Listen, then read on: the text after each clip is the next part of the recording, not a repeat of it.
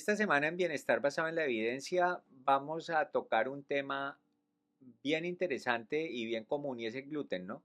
¿Qué es el gluten? Ahora todo el mundo quiere ser gluten free, ¿no? Vamos a ver quién se beneficia de eso, pero antes vamos a explicar un poquito qué es el gluten y por qué puede llegar a ser problemático, cómo evitarlo si es el caso y dónde encontrarlo. Eh, es una forma resumida para entender el problema del gluten y espero sea de su agrado.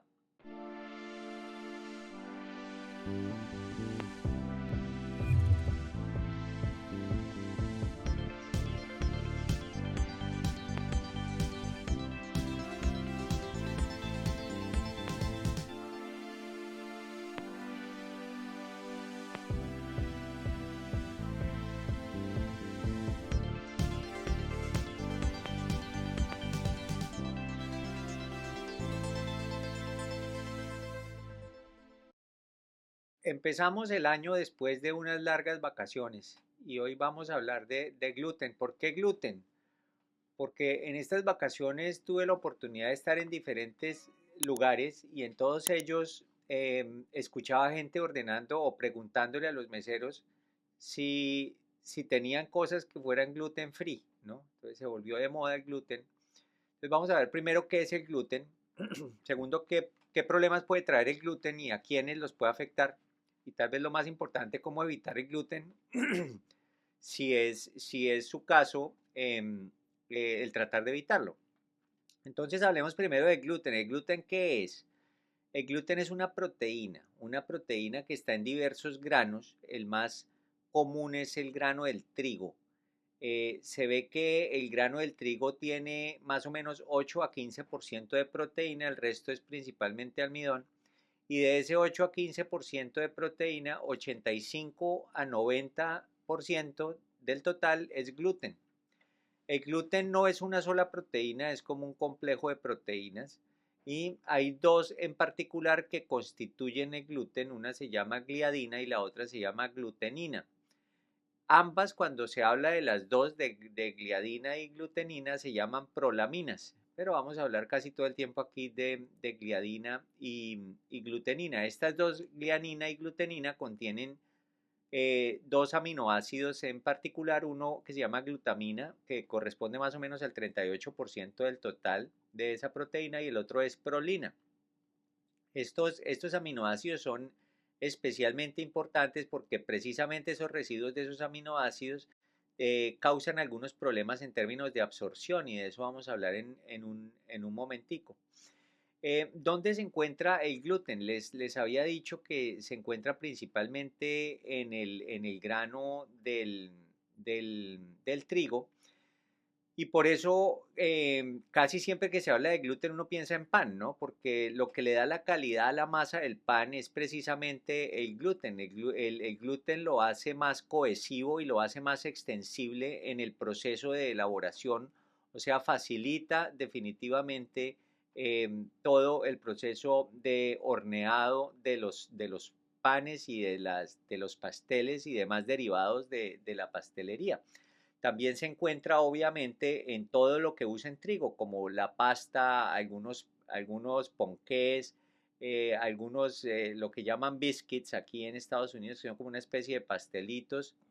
Y como les decía, las características que da el gluten a la masa del pan son bien importantes. Específicamente la gliadina hace que sea más extensible, y usted ve que los panaderos extienden la masa del pan y no se rompe, y la glutenina lo mantiene junto, o sea, le da como cierta solidez, y esas dos características pues son muy deseables desde el punto de vista industrial para poder producir estas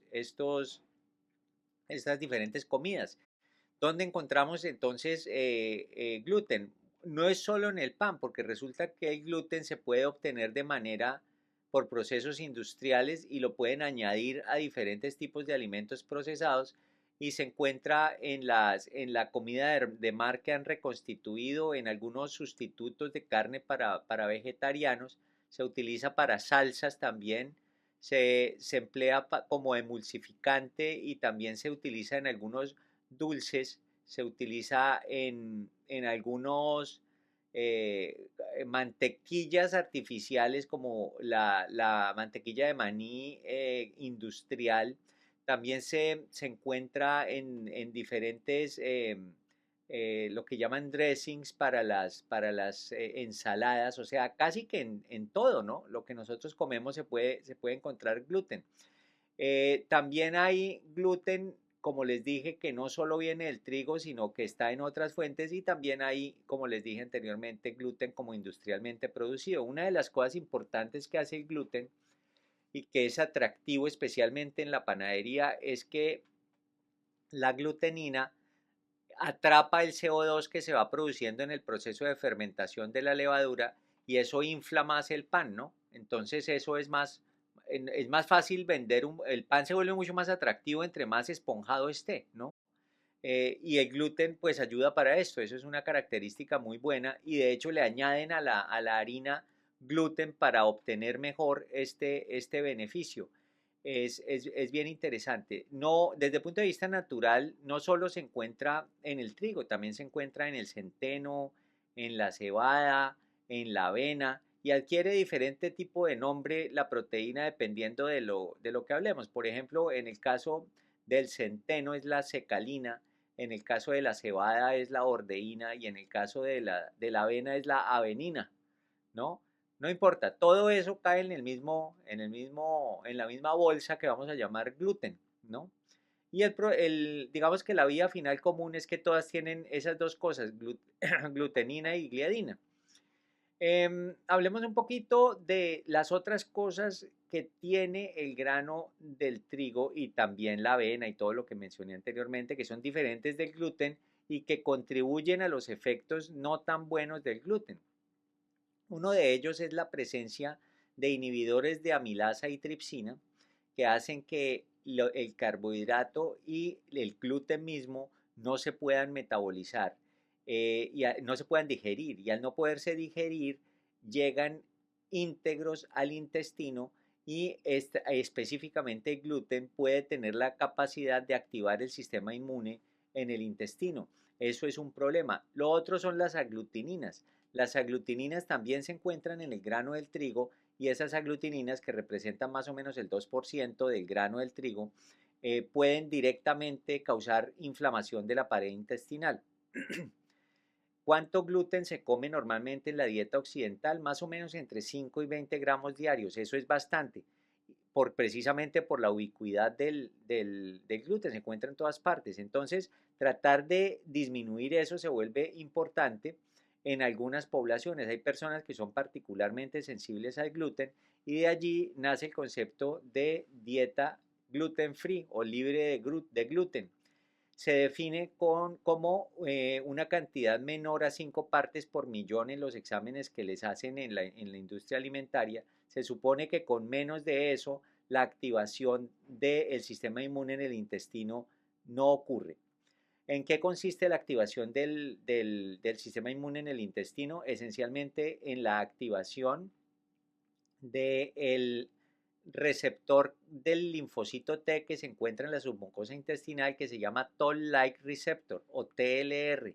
Este receptor se activa, el linfocito T se activa y desencadena la respuesta inmune que inicialmente simplemente es mediada por macrófagos e histiocitos y causan inflamación de la pared intestinal, pero lo grave es que en algunas circunstancias migran y pueden causar inflamación a nivel sistémico y tener manifestaciones en otras áreas, como en las articulaciones, en otros órganos, y por eso esto se sale del intestino, aun si usted no tiene síntomas gastrointestinales.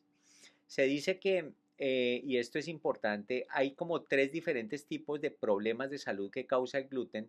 Uno es la enfermedad celíaca, que afecta a más o menos 1 a 2% de la población mundial, y es esencialmente que el gluten per se estimula esos linfocitos T y causa los problemas. Malabsorción, inflamación intestinal, diarrea y aparte de eso problemas articulares, problemas en otros órganos. Es supremamente grave y el único tratamiento para eso es eliminar el gluten.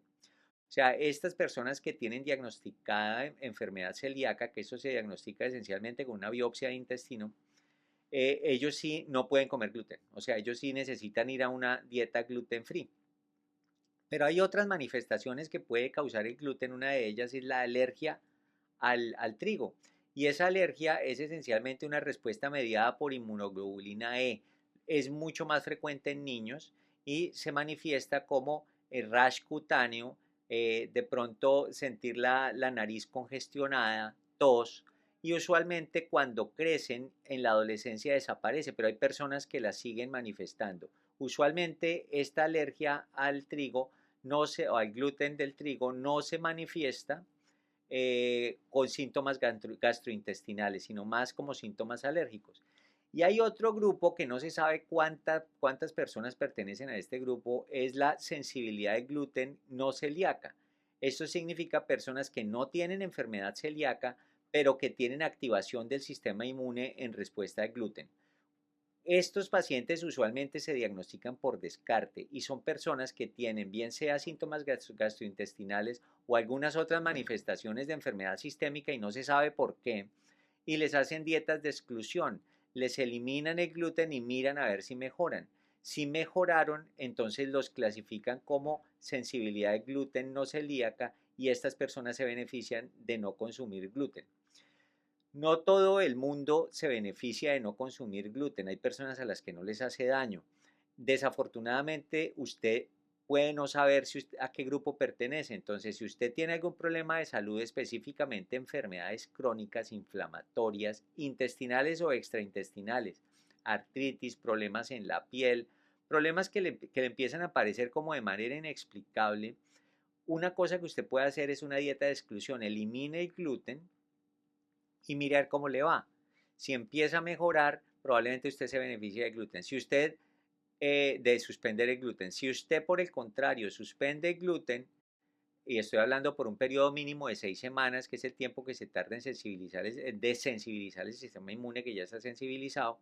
Si usted hace 6 semanas de no gluten y no pasó nada, usted no pertenece a ese grupo, busque por otro lado porque por ahí no es. Esa es como la recomendación. Entonces el gluten puede eventualmente ser el enemigo para algunos, para los que es enemigo es fácil de eliminar poniendo mucho cuidado a que todo lo que coma sea gluten free. Y para los que no, explore suspenderlo y mirar si cambia su salud desde el punto de vista general y también obviamente con una tendencia positiva. Esto es en muy poquito tiempo el gluten. Creo que no hay que saber realmente mucho más del gluten que lo que acabamos de decir. Espero les haya gustado. Nos vemos en el siguiente episodio.